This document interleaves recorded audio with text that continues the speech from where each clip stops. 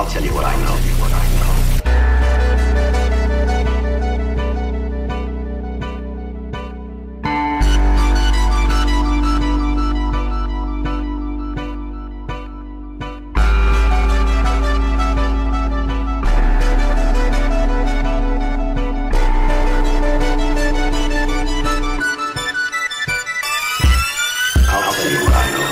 I'll tell you what I know.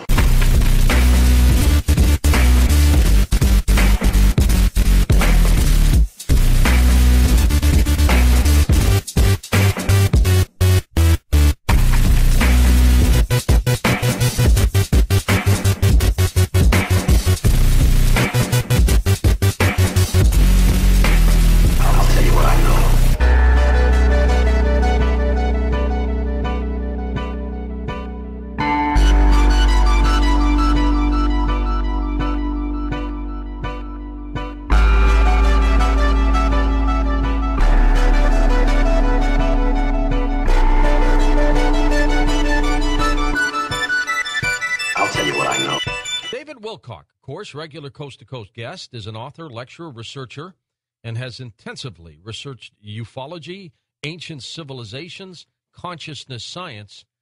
But there's something else going on with David.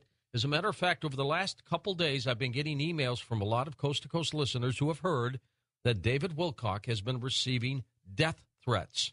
I thought I'd go straight to the source. David, what's going on with you? I published an article called The $1 Trillion Lawsuit That Could End Financial Tyranny. And this is my investigation into a lawsuit where the defendants include the United Nations and the Italian financial police, the Italian prime minister, and sort of by proxy, without saying it, the Federal Reserve. Okay. You were saying earlier about disclosure and how you don't think a government's ever going to do disclosure. Well, in order for disclosure to happen, you first have to remove the financial architecture that would allow them to keep stopping it from happening. And that's what this lawsuit, that's part of what this lawsuit is about. It's a whole secret thing that's going on in the financial system where much of the world's gold was plundered secretly in the early 20th century. It was secretly put on deposit, and it underwrites the world's currency.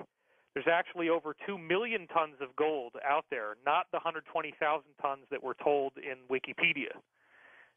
So this is a very big secret. There's a whole world of occult financing where people have billions of dollars of black budget money in their accounts. None of it is on the above board, but then they can use that money in various ways. A lot of this was done with the guidance of other nations. It was supposed to be for humanitarian relief originally, but it's not being used for that. I stumbled into this story. It's very real. There's lots of proof, which I put into this article. And what I did is to concretize and make public this lawsuit that has been filed, which has these people very, very frightened. And I got a call from an insider, and he said, David, you better write part 2 tonight, because if you don't get it out tonight, you might not have it tomorrow.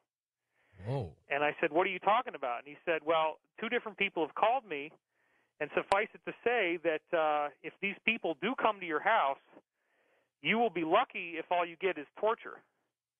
And he said, if you're really verbally savvy, you might be able to talk your way into working the rest of your life in a deep underground military base on reverse engineering or something. But if you're not lucky, then, you know, you're not going to make it. And so this was a palpable death threat.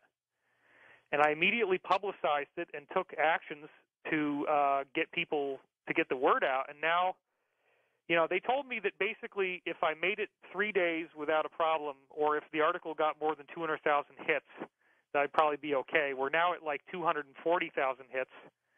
And by you guys bringing me on the show, you may have saved my life. So I really, really appreciate that, because this is a real story. It's provable. I have plenty of documentation. The truth needs to come out in the open. So that's what I'm trying to do. All right, David, that's one of the reasons we wanted you on, in order to get the word out that you are still here and that we're watching, and maybe that'll help you too. All right, David, you keep in touch with us. David Wilcock, receiving death threats over some of the work he's been doing.